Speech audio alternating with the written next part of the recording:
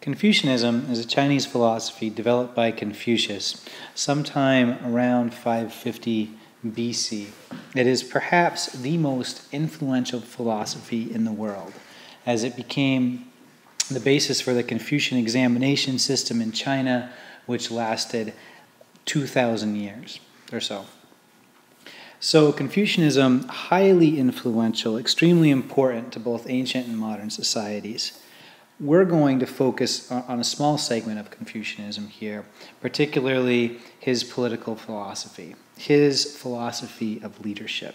Now, Confucius's philosophy of leadership is based on the concept of humanity,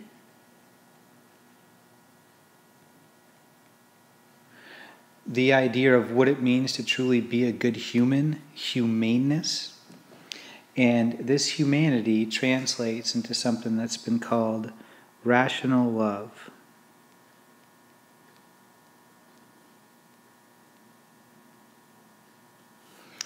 Now, rational love is different from the love that Jesus envisioned. Jesus believed that you should love your neighbors as yourself, that you should love your enemies, etc., etc. Essentially equal love for all. Also developed by the Moist school, a contemporary of Confucian ideas. So rational love, essentially, it's pretty simple and it's pretty rational. It says you should love everyone and treat everyone with love, but you shouldn't love everyone the same. Essentially, you should love your parents the most, your siblings next, followed by your extended family that's in your geographical area, followed by your community, and then moving in concentric zones away from where you live, eventually to the leader of your state. Confucius argued that if the sovereign of your country told you to do something and your family told you not to do the same thing, then you should listen to your family. Now, rational love, Confucius expands on it and some of his other ideas, and one of these is over here, wholehearted sincerity and like-hearted considerateness. Essentially, this means that you should be honest and kind. So, if your parents are doing something that they shouldn't be doing, you should be sincere and you should tell them what they're doing wrong. Offer them some advice about what they should do differently. But you should do this in a kind-hearted way. And also, if your parents don't listen to you as a child, you should respect that and keep your mouth shut until the next opportunity comes up to let them know the error of their ways.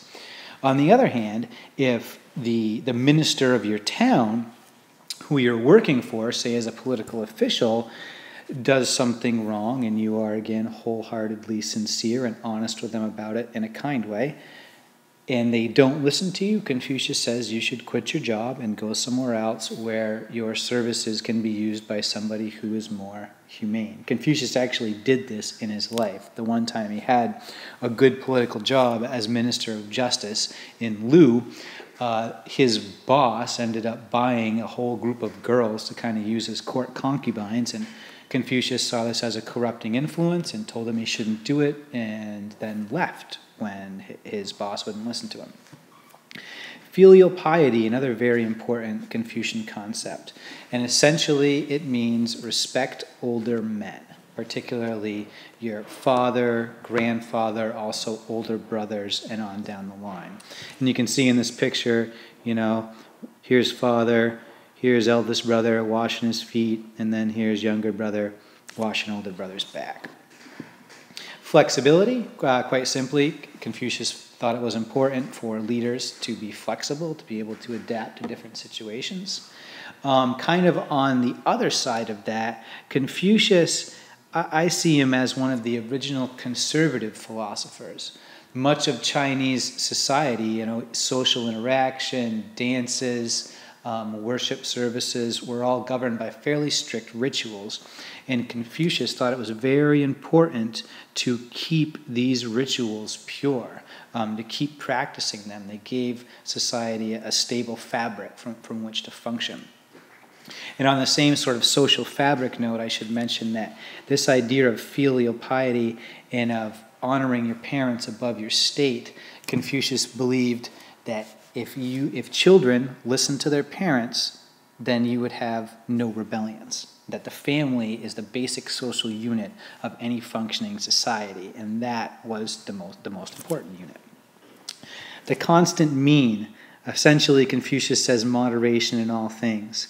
And this yin-yang symbol is not Confucian. It just does represent balance between passive and aggressive, and so it has that kind of moderate flair to it, so that's why I use it here to describe the constant mean.